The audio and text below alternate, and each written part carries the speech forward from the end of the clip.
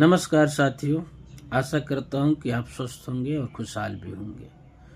मित्रों, मानव जीवन में कुछ चीज़ें जो है अनुभवों के तौर पे जब उसको समझा जाता है, सोचा जाता है, तो उसका कुछ निष्कर्ष व्यक्ति जब निकालता है पारदर्शी तरीके से, तो स्वतः वो संज्ञान में आता है कि हम ढूंढते क्या है, चाहते क्या है और स्वीकार क्या करते हैं।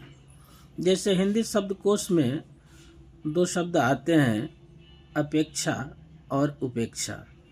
ये शब्द अपनी जगह पे तो सही है, लेकिन दोनों का उपयोग मानव में जीवन में अगर अत्यधिक हो तो ये नुकसानदायक है और स्वाभिमान को भी ठेस पहुंचाता है।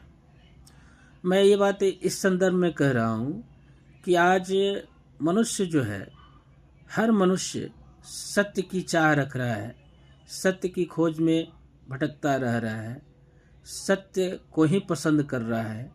लेकिन विडंबना यह है कि कोई सत्य को स्वीकार करना नहीं चाहता। सत्य की भूख सभी को है, पर सत्य अगर किसी को परोसे तो वो उसे स्वीकार करना नहीं चाहता।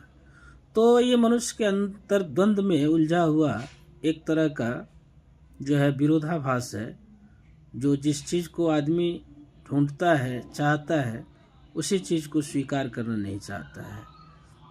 मनुष्य की ये सबसे बड़ी विडंबना कही जाएगी कि इस चीज़ को जानते हुए भी वह स्वीकार करने से पीछे हटता है। ये बात इस संदर्भ में मैं कह रहा हूँ कि मनुष्य जीवन का सबसे पहला ये पहलू है कि जब तक वास्तविकता को आप स्वीकार नहीं करेंगे, तब तक आप में न सुधार हो सकता है और न ही व्यवहारिक तौर पर आप अच्छे हो सकते हैं। इसलिए जो चीज़ें वास्तविक है, सत्य है, उसे स्वीकार करने की इच्छा शक्ति एकदम सुदृढ़ रखें, तभी मानव जीवन में परिवर्तन होना संभव है, अन्यथा कोई भी परिवर्तन नहीं होगा। सत्य जो है एक तरह का प्रकृति का अनमोल उपहार है, जिसे अगर हम स्वीकार करना सीख लें तो बहुत सारी समस्याएं अपने आप समाप्त हो जाएंगी। पर विरोधाभास ये रहता है कि सत्य को तो हम ढूंढते हैं, सत्य को हम चाहते हैं, पर सत्य को स्वीकार करना नहीं चाहते।